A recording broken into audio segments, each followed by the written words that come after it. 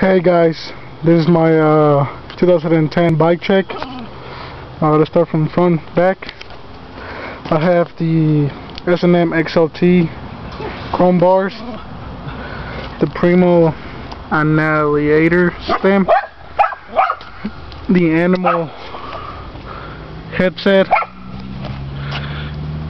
Eastern Hawkeye forks, on a Primo hub with a hula hoop rim. It's a pretty old rim now, 2 years old, and it's still running perfectly.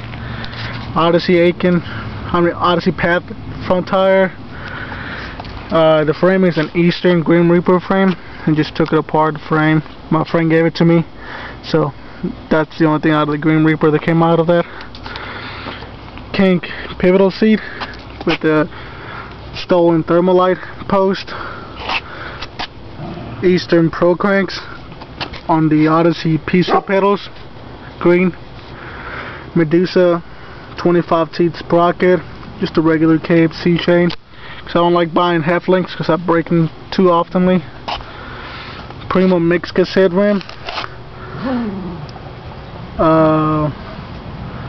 and with the people feeling foldable tire. And that's pretty much my bike check, guys.